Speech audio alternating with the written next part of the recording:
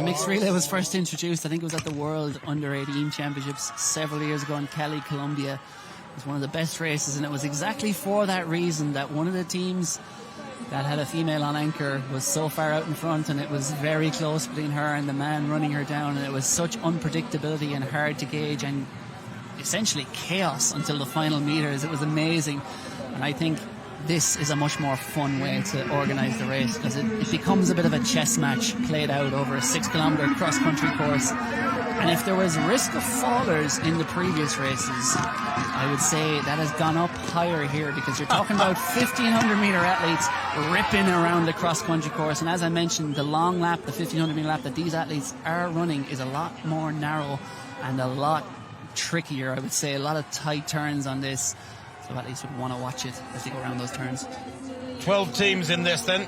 First held in 2017. This is the 6th edition. Great Britain have won this title 3 times from the 5 previous editions. As they head out here, the men, of course, have separated themselves from the women.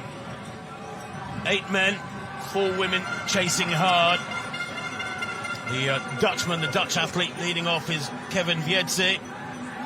Just looking at his card, he's Kenyan born. He was fostered and then adopted by a Dutch woman. He leads at the moment in that orange vest. He's a 3:44 1,500-metre runner, a 1:47 800-metre performer. How will he cope with this mud? For Great Britain on this opening leg, it's Josh Leigh, coached by Chris and Sonny McGeorge up in Loughborough, the real heartbeat of British coaching and middle distance running. The sports university there has produced international athletes for many, many decades. And Josh Leigh going well at the moment, also going well as the Spanish performer, their lead-off man, Abdelrahman El Kayami. He's a 3:37 performer at 1,500 metres, looking quite smooth in that Spanish red kit. Not a lot to show to separate these men at the moment. There's just one athlete off the back as things stand. It's the Andorran lead-off man, Carlos Gomez Lozano. But he's really asking the questions here, is Kevin Wietse. Big responsibility, isn't it, when you've got one slippery, slidey, fast, aggressive lap is your responsibility for the team. Yeah, very hard for these athletes as well to gauge their effort, because a lot of these athletes, let's face it, would not set foot near a cross-country race to run 10k or 8k or whatever it might be at their national championships. But when you give them 1,500 metres, they'd be like, yeah, I'll fancy that. I'll have a bit of that. One lap, rip it, let rip. But it is very hard. You could easily go too hard too soon. And it's still early days here, just past halfway in this leg. So you really do have to measure your effort carefully. The second leg athletes waiting patiently in front of our commentary position here. They're just a minute or so away from taking over. The Netherlands leading through the figure of Kevin Wietse. He was a second in the short course race in Tilburg a couple of weeks back, but he's beginning to open up a gap here now, and this is brilliant running from Wietse. He's, like I said, a 1:47 800-metre fella, but he's using plenty of strength here to ease away from these other 7 men. Belgium in second place. Good running this from Ziad Auda. He's a 3:44 performer. Second in the Belgian short course cross-country just last month. And Great Britain's Josh Leigh working really hard to go with this in third place, the tallest of this field. Listen to the crowd. The atmosphere is absolutely rocking here in Laken Park in the Belgian capital, as we see the latter part of this first leg in the mixed relay. And what a sprint from the Belgian athlete here. Ziad Auda eases into the lead. Every metre counts. You can see those arms are pumping. He has kicked it into overdrive there in that last 150 as he sees the athletes. No baton changes here, just a tap of the hands and off they go. And he is opening up the distance, and the British athlete really coming through there well. Joshua Leigh has measured his effort to perfection there, put them right in contention. It is mostly women on this second leg, but expect to see France, who had a woman on their opening leg, come through, because in this second leg they have Antoine Senard.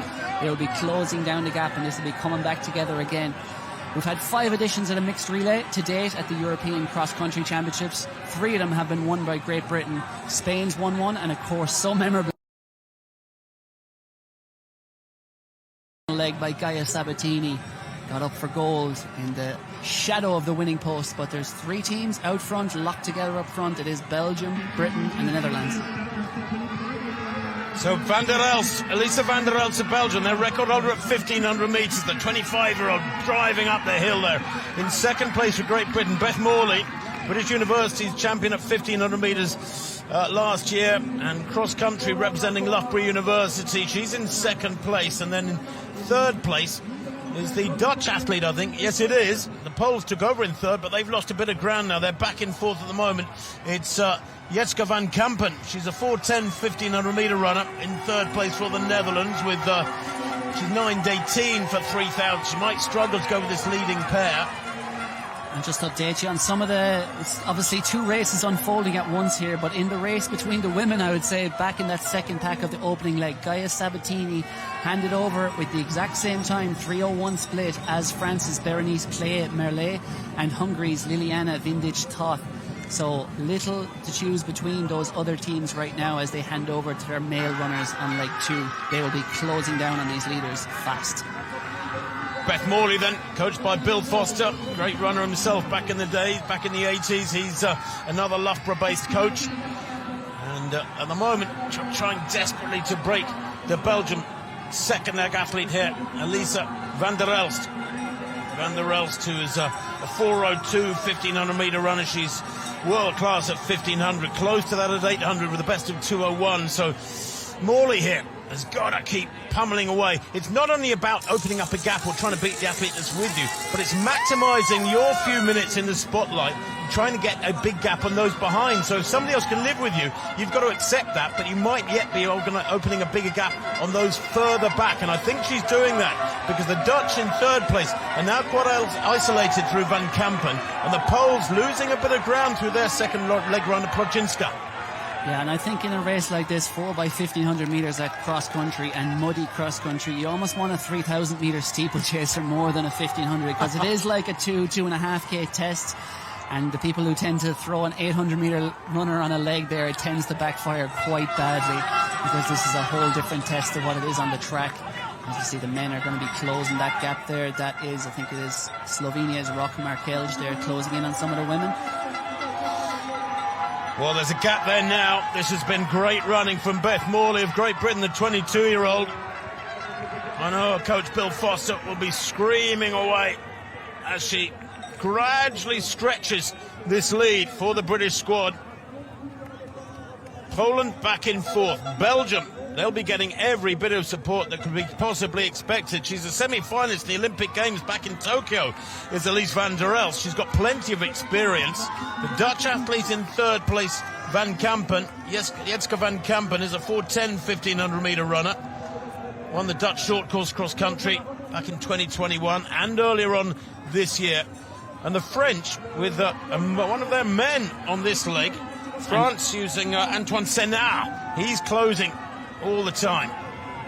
It certainly is. We would expect, I think all teams have, at the halfway stage, will have used one man and one woman, but that's going to change up a lot because some of the teams are going to have another woman in this leg. Some have men. Most, just looking at the start list, seem to have gone for a man on anchor, but not all of them.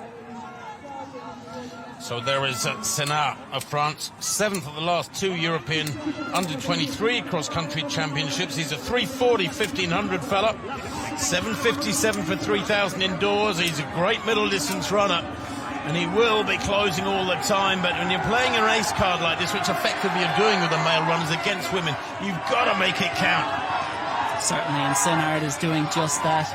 He is up to third. He may well close in. There's just a couple hundred metres left in this leg. He may well close in on Beth Morley, who's run a really, really strong leg for Britain there. But at this halfway point, we will get for the first time a really good indication of where the overall lay of the land is, with one man and one woman to come for all the teams. We'll see who's actually out front, and clearly it looks like Britain at the halfway stage are on their way perhaps to a fourth title.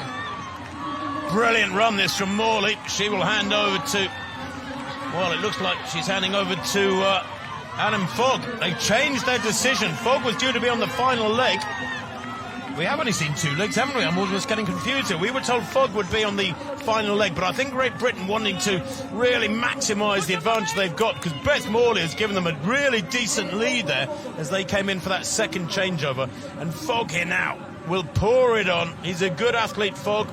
7:46 for 3,000. He's a 3:55 miler. 3:35 for 1,500 metres. His Australian agent has been staying with me this last week. I know was very, very excited about his prospects here. This, in fact, for Adam Fogg, is his first ever British vest, and that is what he's fired up about. But what a run from Beth Morley to give Great Britain a big lead, but is it an unassailable lead? We shall see. I've seen better changeovers in my day, Tim, but that's what you get when you get distance runners doing baton exchanges without a baton, I guess, here in cross country. But as we see, yes, Britain have set their stall out. Of course, one of the innovations this year is teams can change it right up until gun time, the order, and Britain have decided we're going to try and put this thing to bed at the 3/4 mark. But equalising the genders, I guess, at the halfway point, we can still see that Britain already have a huge advantage over the other teams. They look to be well on their way, and they will have a huge advantage after this third leg. And it can Kahisa Malanga hang on? Well, it's an interesting one, isn't it? Because on the final leg, Great Britain have gone for a woman, their second woman, and other teams, the majority of teams, are going to have a fella, a male runner on the final leg, and they will have a target. But will the gap be so huge they'll almost have lost sight of the British final leg runners? You said it will be Kahisa Malanga, 2017 European Junior Champion at 800. As the chasing teams come through, but Fogg will be opening up many, many metres with every minute that clicks by. Yeah, Maureen Coster there just closing down on Charlotte van Hess of Belgium. The Netherlands going well into those kind of podium positions. Challenging.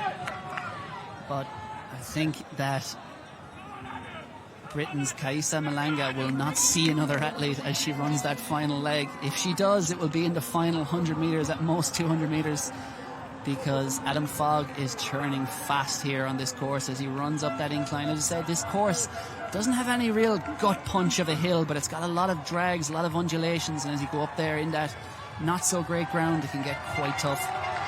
Fogg has got to work hard here. The temptation is to cruise because he's so far out in front. But every metre matters. They played their trump card here, the Brits, going with a male runner on the third leg. Most other teams have gone with a female. There's the Belgian third leg runner. That's Charlotte van Hesse. And she is losing ground all the time to Fogg here. But he has got to work really, really hard. He's got to imagine himself battling against other fellas, not cruise.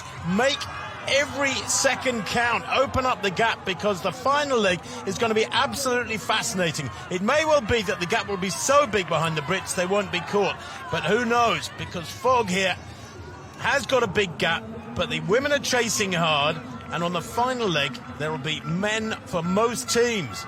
Fogg looking strong. He's having a really good run. Second in the Liverpool short cross country a couple of weeks ago. He was fifth in the UK 1,500 metre championships last year, was so close to making the team for Budapest. The Netherlands and France in second and third. Yeah, Maureen Coster, you predicted it, Tim, that she would have a strong leg, and she is certainly doing that, going from fourth up to second. Marta Zanoni there as well. Great to see her back in the Italian colours. She was a World Under-18 medalist several years ago, had her injury problems since, but she could yet contribute to another Italian medal here. Gold last year. Can they get back on the podium? They will need a big final leg, no doubt, from Pietro Aresi. Maureen Coster there leaning forward for that uphill incline, as you tend to do. Just shorten the stride, try and take the burden off the legs, maybe put it on the heart and the lungs. And Adam Fogg is certainly showing a lot of heart here as he turns into the home straight. About 100 metres left to run, and Kahisa Malanga will be waiting for the final leg. That surface really cutting up now with every race. It's getting thicker and thicker, the mud. As Fogg comes in, he'll hand over to Malanga. She on the final leg. Fogg having done a great job on leg 3. Now, what is that gap? There's Malanga, the athlete coached by Andy Hobdell. 1:59 800 metre runner this summer. 4:12 for 1,500 metres. Took European Junior gold back in 2017 at 800. Here is the battle for second place, and that gap is massive. Carl, I think that's maybe it's big enough, because this is many, many seconds. I mean, Great Britain have come through with what time? What was their time at the changeover? Yeah, it's not popping up on our screen, but beware as well that France have Alexis Millet on this final leg, who is a master. Time and again he's shown it in this mixed relay. He knows how to get this right. There he is in the centre of your shot, waiting. I would be stunned if he doesn't get them up to the silver medal position, as he tends to do. But look out too for the athletes closing from behind. As you said, it's mostly men on these final legs. Bram Andreasen on the final leg for the Netherlands heads out against the French final leg runner. That is, as you said, Alexis Millet. Millet, excuse me, I've been pronouncing it wrong. It's a 3:34 fella against a woman who's run 1:59 for Great Britain up ahead of him. That's the target. But the target is so far, it's well over a minute. Look at that. It's a huge gap between Great Britain and the chasing teams. Is it surmountable? I can't see this being closed in. I think the only fear for the Brits here was that if Kaisa Malanga went off too fast, sometimes when you have that lead, you can panic and really fire off that first 200 metres, and I think it would take some form of sabotage, really self-sabotage by Malanga to give up this lead, unless one of the male anchors in behind produces something heroic for the Netherlands or France. We've seen it before many times in the mixed relay. Will we see it again? But at the moment it looks like Britain and Kaisa Malanga look to be well on their way to gold. But again, like you said, probably a better 800 metre runner than a 1500 metre runner, but with that 4:12, that's more than good enough. That sort of strength, if she's in anything close to that form and just measures her effort correctly here over this 1500 metre leg. But there are the men, and they will have looked to their right and seen where the gold medal is now that they're in the battle, and no surprises, Alexis Millet is up to the silver medal position. Checks around him, Ruben Verheyden there, spotting him well. Can it be the battle for silver, or could they close in for gold? Malanga then, working hard, cruising. Will she be getting information from the sidelines? Anybody from her team or team management yelling at her how big the gap is? It looks a big, big, comfortable gap to me at the moment. This is the battle for the silver medals at the moment. Netherlands against France, and at the moment, the Dutch final leg runner, Bram Andreasen, is doing a great job. He is a 3:36 fellow. He's going to be no pushover here. Twice Dutch champion at 1500 metres. But Kaisa Malanga, the 23-year-old, who is coached by Andy Hobdell, has won 6 out of 6 park runs, those Saturday morning 5k jogs around parks all over Great Britain this year. That's no great surprise. Maybe it's given her a bit of decent preparation for this, though, as this is the battle for the silver medal between these two. And I wonder if that is perhaps compromising their focus upon chasing for gold. Perhaps. I don't think you want to be the guinea pig or the pace setter, the rabbit here, and going after Brits for the gold and maybe giving up that silver medal. But you can see it is narrowing substantially now, that lead. And for the first time, Kaisa Malanga looks to be in deep distress. And it is a downhill run to the finish, and you have to watch your footing here. It's lumpy, it's uneven, there's dry patches, there's muddy patches. Kaisa Malanga has to focus like she's never focused before for this next minute to hang on for gold for Britain, because the master of this event, Millet, is on the charge. Malanga looked really to be suffering there. I don't know if she got a yell or a shout from somebody saying, come on, dig deep. But maybe she got a glance, maybe she had to look over her shoulder at the fact that the Dutch and French athletes behind her, both male, are closing fast. She's got a little distance to go just yet, not far. Is she going to hang on? The Brits played their race card on leg 3 with Adam Fogg opening up a massive gap for their quartet. But Malanga now surely is safe, or is she? We can't see the gap at the moment. She's breathing hard, and there is the battle behind, as they've got a target now. It makes such a difference if you've got a visible target to chase, and they are coming back at her, closing with every stride. Malanga now, with how far to go, it'd be great to get some indication on the court side, as Malanga now is being chased down by the Dutchman, Bram Andreasen, and the Frenchman, Alexis Millet. Surely she can hang on, or can she? The crowd's roaring her on, a more difficult section here. The mud is deepest in this final section, as Malanga, trying to hang on for Great Britain, takes the long line round the outside, and I'm not sure she's going to make it. Here they come. The Netherlands in second, France in third. The British played their ace card and has come unstuck in the final few metres. Malanga not with the strength here today. She's given absolutely everything, but you called it right. Carl, because Millet has produced the speed there for the French, and they will win the mixed relay here in Brussels. Brilliant running from Millet on the final leg there. Perfect judgment. Gold for France, silver for the Netherlands, and bronze for Great Britain. Malanga, there was nothing more she could do. She gave 101%. It created fascinating jeopardy over the final couple of minutes, but the French come out on top, and don't you know it from these pictures? And that's why it's better to mix up the order, in my humble opinion, because carnage can ensue. I was pretty much hanging the gold medal around the Brits' necks there with a lap to go. Apologies to anyone, our friends across the water. But yeah, she gave absolutely everything, did Malanga. Like, looked probably with about 500 metres to run like she was out on her feet, but then I think whether it was a shout or whatever it is, maybe she just woke herself up a bit. She really dug in up that hill, gave it absolutely everything, and even when she could hear the men and see the men coming, she dug in again and lifted her pace, but no response to the wicked finishing speed of the master of the mixed relay, Alexis Millet. Very, very tough for Malanga there to be given that responsibility. Dare I say it, in that sort of situation, don't put an 800-metre run up on the final leg when you need them to be able to dig incredibly deep and show enormous strength in the final few hundred metres. It was a great game of jeopardy, as you said, a game of chess. You call it right, Cal, and it was so nearly something that paid off for the Brits. But they take the bronze, they get onto the rostrum.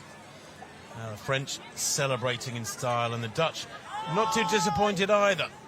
A broken clock is right twice a day, Tim. Who are we talking about, you and me? Me, myself. Irish self-deprecation there. France, Netherlands, Great Britain, 1, 2, 3 in the mixed relay. And 4 races to come. So much more to look forward to. The women's and men's under-23 races, and then the senior women's and men races yet to come here in Laken Park in the Netherlands. If you've just joined in Belgium, if you've joined us in the last few minutes, you're watching the 29th SPAR European Athletics Cross Country Championships. And we're almost halfway through the racing programme. France taking gold in the mixed relay, 2 men and 2 women, running a 1,500-metre lap each, with the Netherlands in silver and Great Britain in third. Chance to catch breath. That race got underway a few minutes late. The next race is the under-23 women. That's due off at 13:35, which, of course, everybody will listening will know was about 3 minutes ago. So we are a little behind schedule at the moment, but that's forgivable, I think, in these very trying conditions for all the officials and administrators. And big shout out and thanks to all the volunteers helping out around the course, because put on something like this is not a straightforward logistical challenge. By the way, speaking of logistical challenges, do you want one in the summer? It's not very big. How about popping down to Rome for those European Championships? Tickets are on sale for those Europeans in the Roman capital. They'll be in the Olympic Stadium, those European Championships, between the 7th and 12th of June. And if you want tickets, go to Roma